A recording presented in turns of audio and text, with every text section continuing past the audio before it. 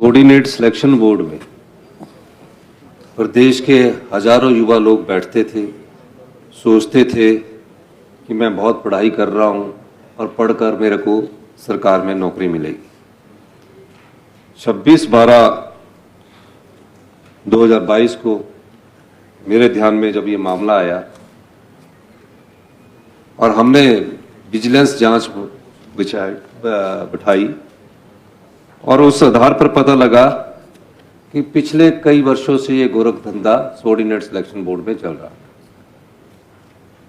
कितने युवा थे जिनको धोखा दिया गया, जो योग्य थे और जो योग्य नहीं थे वो पेपर लीक होने के बाद वो पेपर में सिलेक्ट हुए जाते थे।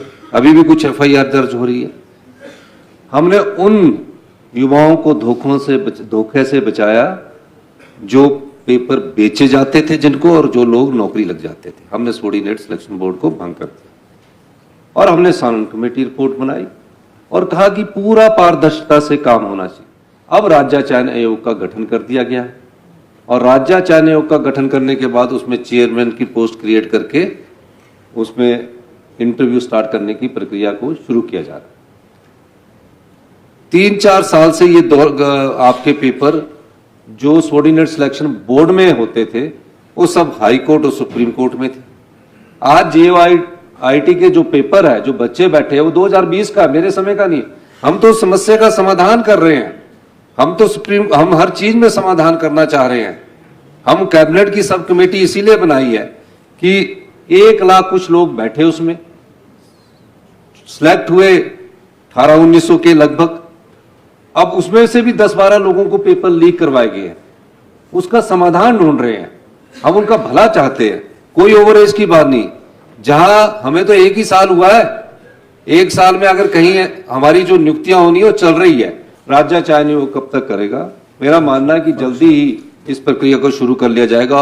और क्योंकि ये कंप्यूटर बेस्ड टेस्ट होंगे, पेपर भी कंप्यूटर ही सेट करेगा, सारे कंप्यूटर बेस्ड टेस्ट के आधार पर इसको किया जाएगा। युवाओं के साथ धोखा ना हो, ये हमारी सरकार की कमिटमेंट है। पेपर लीक जैसा भ्रष्टाचार दोबारा ना हो, कोऑर्डिनेट सिलेक्शन बोर्ड भ्रष्टाचार का अड्डा ना बने। ये तो आंखें बंद करके सोए रहे अभी थोड़ा, और इस निश्चित तौर पर इसी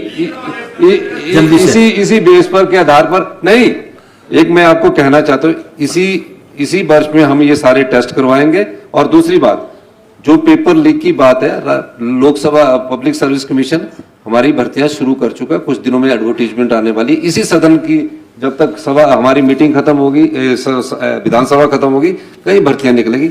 निश्चिंत रहिए, आपकी तरह आंखें बंद करके सोए नहीं रहेंगे। हम युवाओं के भविष्य को सुरक्षित करेंगे। धन्यवाद।